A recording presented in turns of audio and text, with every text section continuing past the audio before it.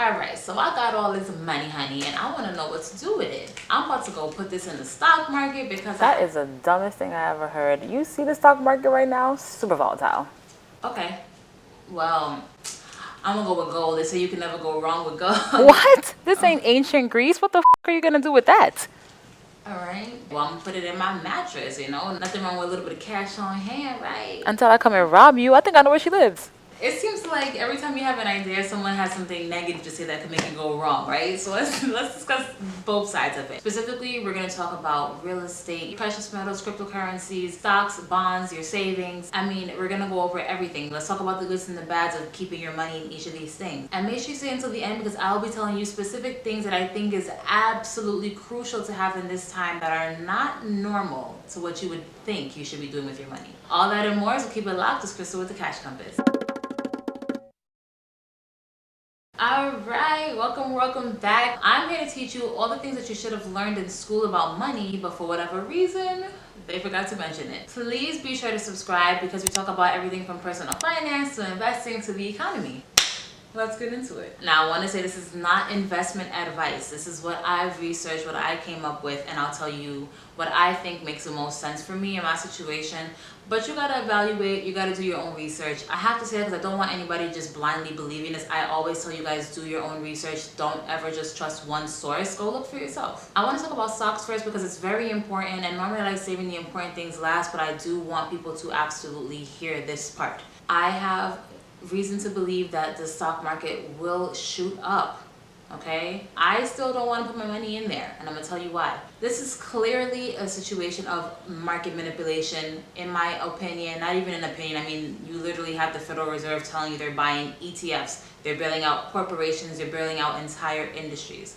When you have so much money being flooded into the system, it will prop up stocks. There was a time before where the stock market actually did reflect what was going on in Main Street, right? Main Street is you and I just on everyday working. That's Main Street. Wall Street is the financial part of the world, your stocks or whatever that performance goes. So there was a time where, they moved in lockstep. But now you can have things like people literally cannot even leave their homes. People are dying. People are losing their jobs. And the stock market had its best week since 1938. I don't know why people cannot make the connection that something is wrong here. It makes no sense that stocks are going up considering everything that's going on in the world right now.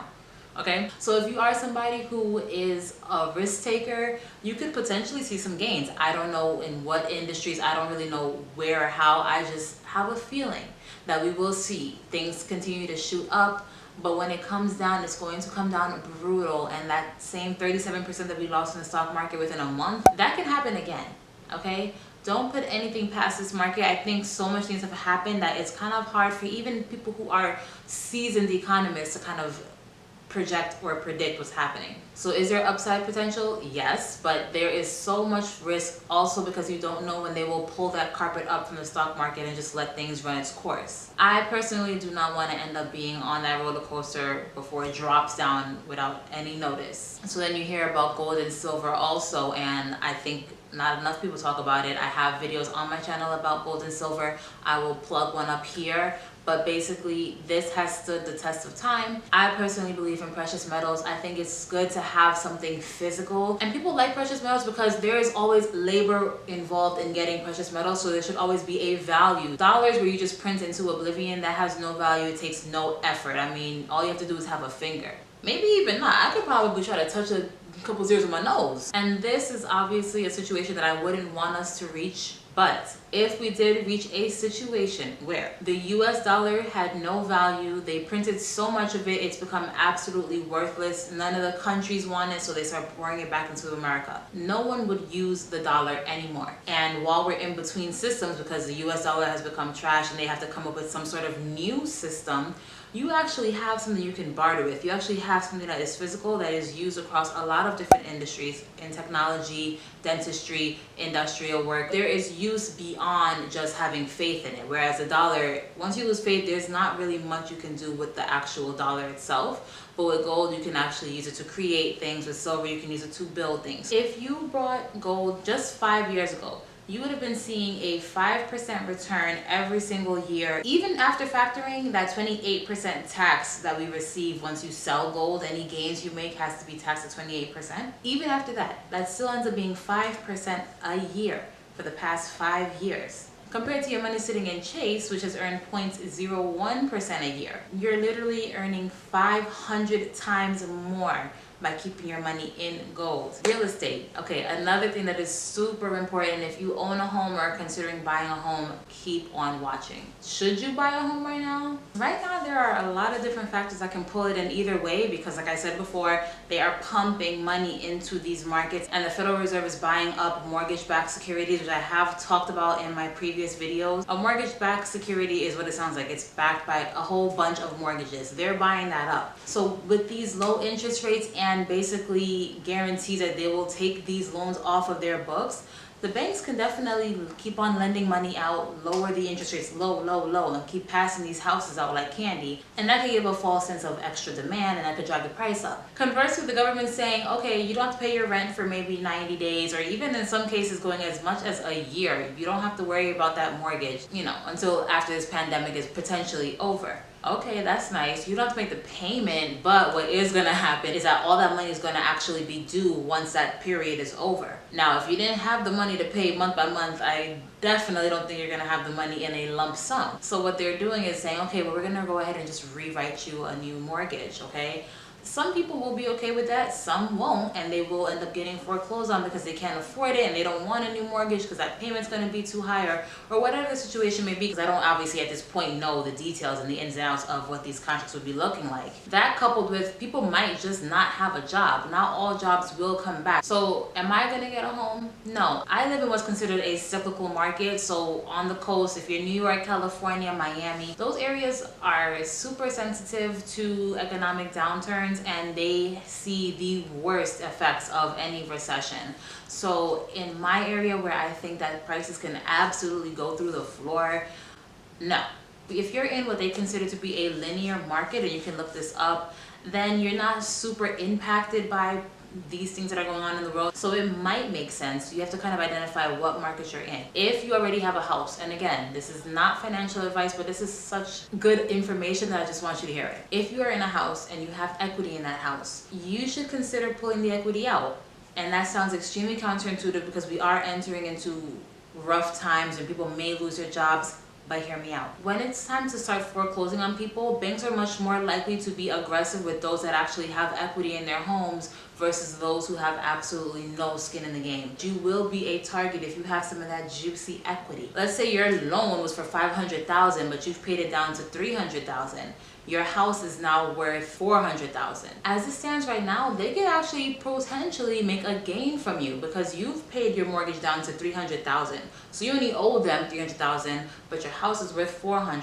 So they're gonna go after you because they need to make as much gains as they can, and they will attack those that they can actually make a profit out of. So if you have equity in your home, it can get snatched up real quick, okay? Those who would actually cost them a lot more money because their house is much lower than the actual value of the house, they're more likely to kind of work with you to rewrite you another mortgage to try to keep you in there because they just want money. They're trying to maximize their returns to some business. But if you pull out that equity, I'm not saying to go buy a car and go buy whatever you need, but you could probably pay down your debt and keep that money there on the side, because if things do happen, at least you can still handle your payments. You'll still be able to eat. You'll still have something to work with, and you get to tap into that equity as opposed to them just snatching it from you. You still have time to do that while the market is still kind of teeter-tottering, right? Real estate prices have not crashed yet, so if you have equity, you can kind of pull that out. Now, in the past, I've probably suggested doing a home equity line of credit, but if your house were to go down in value, whatever you have and use up in that equity line of credit, they can snatch up. So you have to just evaluate what makes more sense to you. Like I mentioned before in this video up here about cryptocurrencies, it's still relatively new. I personally don't have any money in cryptocurrencies. I don't know that I will put money in cryptocurrencies in this stage we're in, but it is a good option because some people don't believe in having money in cash. So if you do want more information on cryptocurrencies, just check that video out. It's really weird where we're at with cash, because I do believe that all the money that they are printing is going to eventually cause hyperinflation. I don't know when, but it's just a matter of time because they're having all this money created. It has to go somewhere. I think I've said this so many times in this channel, but it's true. You are punished by saving your cash. You are offered laughable interest rates. They take that money and they flip it on you. Then they get bailed out, and guess whose money bails them out? No other than us. I do think that you have to have cash and do play the game while the game's being played. So personally, I have cash in the bank and I have cash on me. You never really know what's gonna happen. You don't want to be in a situation where, I don't know, maybe the bank's closed, you can't access your money and you still need to eat. But then conversely, they can say, you know what, we're not gonna use cash, bring all your cash in, and now we're gonna have virtual money. You just literally don't know. So would I say have cash in hand? Yeah, sure. But I do think that in the long run, the dollar can definitely see its days. I am not a lawyer. I almost don't want to give this tip, but from what I've seen, not saying anybody should do this. I don't know. I'm not here to argue if it's wrong or right. But a tip that I've heard is do not bank where you borrow. So if you have a car loan, for example, or your mortgage with Chase, don't get your paycheck directly deposited into Chase, or don't put all your cash into Chase. Because if you come up to problems where you're like, okay, listen, I have this car loan, but to me eating is more important, so I'm about to go get me some food and I'm not going to make this car payment. Well, they are legally able to just kind of swipe that money straight out of that banking system and they'll collect their payment whether you want to or not. So that has happened. I actually used to work in a credit union and that happened before. So I know this actually can happen to you. So if you do see yourself, you know, getting into this territory where you're not making payments for months, just know that you are more likely to be compromised if you have all your money in that same institution where you have this loan at. So should you move the money? Oh, and it's important to know that they can do that regardless, but it's a much longer process to do it if you're not one of their customers keeping your money in there. They'd have to actually sue you, and considering that nobody can even really leave their house right now, you know, it might take a little bit longer to do that. All right, bonds. I know a lot of times we hear in the intangible world, there's stocks and there's bonds. A lot of people like U.S. Treasury bonds because they have never defaulted. We have never defaulted on any bonds that we've ever issued as a government. The U.S. government issues these bonds. It's basically loaning money to the government. So because we've never defaulted, they consider that risk-free. But honestly, in this economy, in this situation, I think anything has potential to be risky, and bonds are no different. They say it never failed, and you know what? Maybe they're right. Maybe it never will fail. But to me, there are two different forms of failure. There can be a default, which is straight up, we ain't got it, bruh. Or there can be, we paid you back, but it's with inflated dollars. So it basically has no value. And if they keep on printing all this money, and again, I say printing, but it's really not printing, it's mostly digital. But they keep injecting all this money into the economy. Eventually, that will create a massive inflation. And now we have all these dollars that me having to pay you back your $1,000. I paid it back, but now all you can buy with $1,000 is an apple. And that's literally happened. So it's not, I'm not making these things up. Whew, that was a mouthful. Okay, so what do I think? What I think might not make you the most money, but it gives me the warm and fuzzies. It makes me sleep at night because I know I'm not risking my life earnings, you know, my kids' money. Like, I'm not risking my livelihood to make an extra dollar. So for me, stocks right now, even though I said I do see potential for it to go up, if you're not somebody who's a trader and who's kind of like really actively watching this and looking at the market, I don't know that I would suggest to get into stocks, just because it might go up for a little bit, but then it might just drop at the drop of a dime, and you don't want to be that person caught on the way down. And I share the same feelings about bonds. They've never defaulted, so the chance of them defaulting now is slim to none. The Federal Reserve is literally buying it up, so you can, if you want to get out, there is an exit strategy. I just don't know what price that would be at. Real estate seems like a good move to me if you are in a linear market.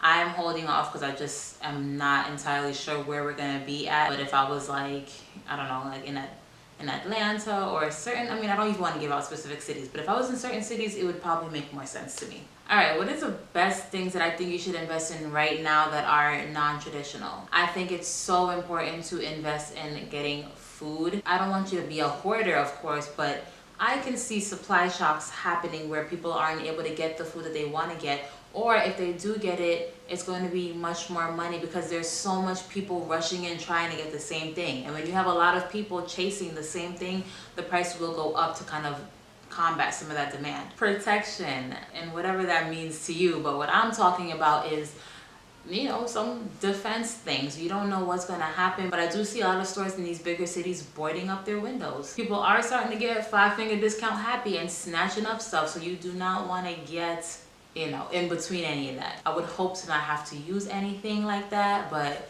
come over here if you want some. I don't want to sound so crazy, but these are just things that I think it doesn't really hurt to have. Find yourself a skill, do things that you can actually do to provide value in real life, because we might reach a point where you're going to need those skills. You're going to need your food. You're going to need community. So I think it's really important to have those things, not things you would think about, but definitely do it. All right, that was all. If you like this video, then please like this video and share it with your friends. And if you don't have nothing else to do, you know what to do. Binge watch me. And until next time, keep your money up.